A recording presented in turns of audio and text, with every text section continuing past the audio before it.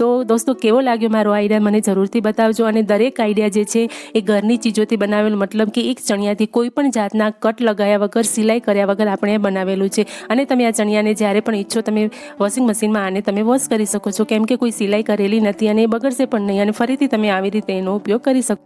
નમસ્તે મિત્રો, જય શ્રી કૃષ્ણ. કેમ છો બધા? આશા રાખું છું કે તમે બધા મજામાં જ હશો.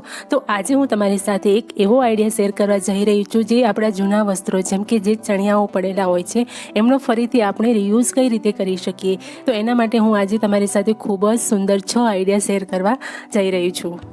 કેમ કે આજકાલ બધા ડ્રેસ પહેરતા હોય છે, તેથી જે જૂના ચણિયા પડેલા હોય છે તેનો કોઈ પણ ઉપયોગ થતો નથી. અને ચણિયા જે એવી વસ્તુ છે કે જે જલ્દીથી ફાટતા પણ નથી અને વર્ષોના વર્ષ સુધી એ ચાલે છે. તો આ મારા જે ચણિયા છે એ 10-15 વર્ષ પહેલાંના છે. તો હું હવે ડ્રેસ પહેરું છું તો સાડીનો યુઝ હું બહુ જ ઓછો કરું છું, તો ચણિયા પહેરવાનો વારો આવતો જ નથી. તો આ બધા ચણિયા આપણે કઈ રીતે ફરીથી કામમાં લઈ શકીએ એ આજે આપણે જોવાનું છે. કોઈ પણ જૂના હોય, ફટેલા તૂટેલા ચણિયા પણ આ જે હું આઈડિયા બતાવવા જઈ રહી છું એમાં કામ લાગશે. અને આની ખાસિયત એ છે કે આપણે આમાં એક પણ કટ લગાવવાનો નથી કે નથી કોઈ સિલાઈ મશીનનો ઉપયોગ કરવાનો. એમનેમ જ આપણે આ બનાવવાનું છે જે હું કરવા જઈ રહી છું એ. અને જો તમને પણ આમાંથી કોઈના કોઈ આઈડિયા પસંદ આવે તો મને જરૂરથી બતાવજો. આશા રાખું છું કે કોઈ પણ એક આઈડિયા તો તમને આમાંથી ગમશે. અને આ જુઓ, આ મારો બહુ જ જૂનો ચણિયો છે અને એ મને ફિટ પડતો હતો તો મેં એને મૂકી દીધેલો હતો. તો હવે મને ખ્યાલ આવ્યો કે આપણે આનું શું કરવું જોઈએ. તો ચલો હું આજે તમારી સાથે આ આઈડિયા શેર કરું છું, તો તમે પણ ધ્યાનથી જુઓ અને તમે પણ બનાવજો. તો મેં એક બકેટ લઈ લીધી છે પ્લાસ્ટિકની, જે કલરવાળી ડોલો આવે છે ને એ ડોલ મેં લઈ લીધી છે આવી રીતે ઢાંકણા સાથે. તમારી પાસે જે પણ ડોલ હોય, બાલટી હોય, તમે એનો ઉપયોગ કરી શકો છો.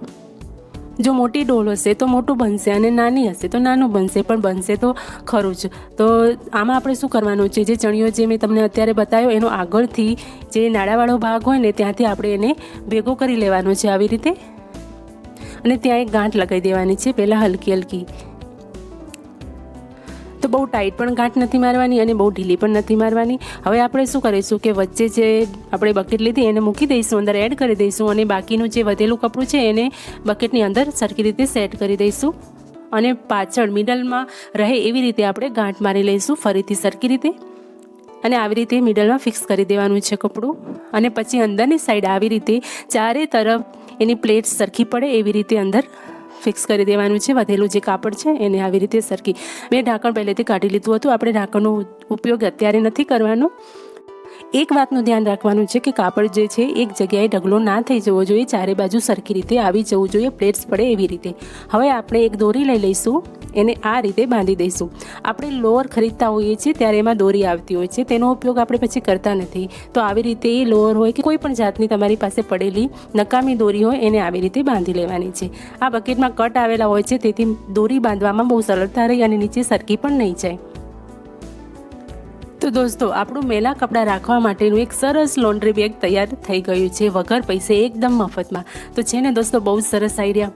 તો તમે પણ આવી રીતે યુઝ કરજો અને તમારા ઢગલો પૈસા બચાવજો. તો ચલો જોઈ લઈએ આગળનો બીજા નંબરનો આઈડિયા.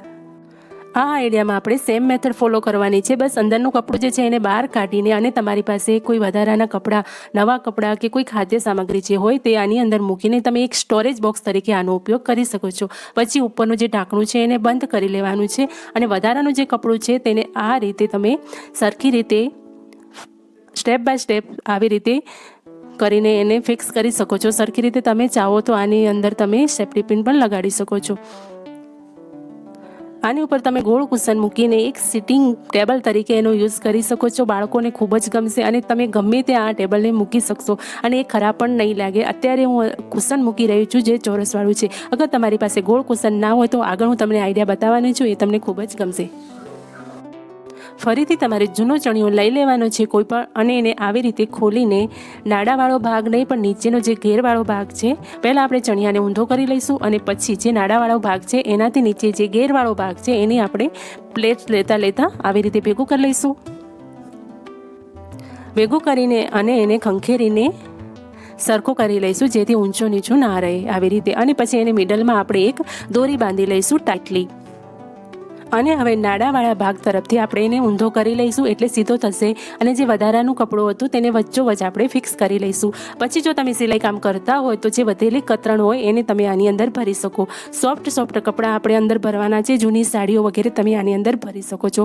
હા, જીન્સ પેન્ટ વગેરે કોઈ પણ કડક કપડાં આની અંદર ભરવાના નથી.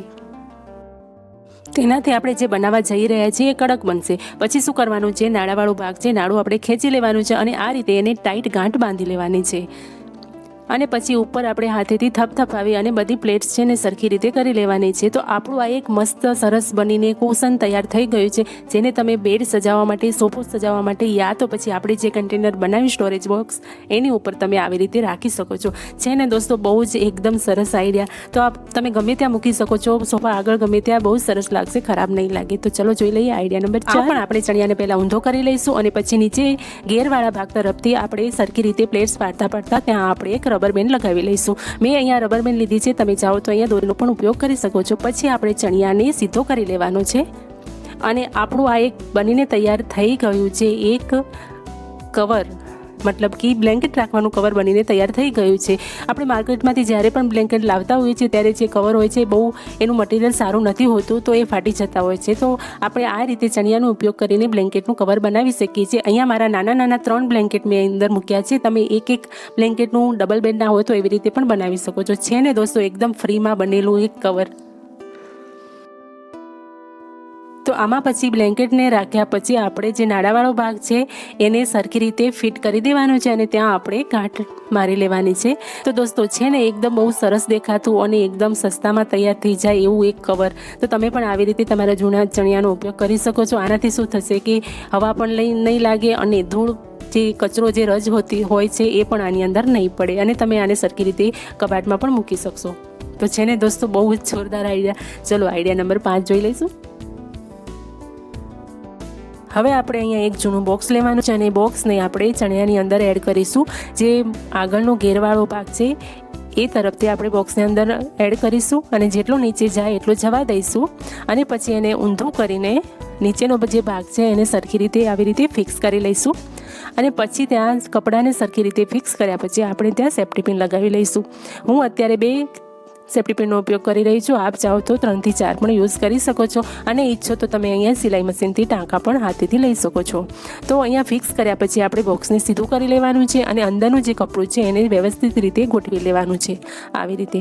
પછી અહીંયા તમારે કોઈ પણ કાર્ડબોર્ડને આના માપનું કાપીને અંદર મૂકવાનું છે અથવા તો બાળકોના જૂના પડેલા જો પેડ હોય એ પણ તમે અંદર મૂકી શકો છો. મેં અત્યારે પેડ મૂક્યું છે. હવે આપણું આ એક સ્ટોરેજ બોક્સ બનીને તૈયાર થઈ ગયું છે. તો દોસ્તો, તમે આની અંદર તમારા કોઈ પણ કપડાં હોય એને આવી રીતે મૂકી શકો છો વ્યવસ્થિત રીતે. તો આપણું આ સરસ મજાનું સ્ટોરેજ બોક્સ તૈયાર છે. તમે આને અલમારીમાં મૂકીને રાખી શકો છો. કોઈ પણ નવા કપડાં ભરીને મૂકશો તો બહુ સુંદર દેખાશે અને આની ઉપર તમે બીજું પણ બોક્સ મૂકી શકશો. એ મારો આઈડિયા નંબર 6 હતો.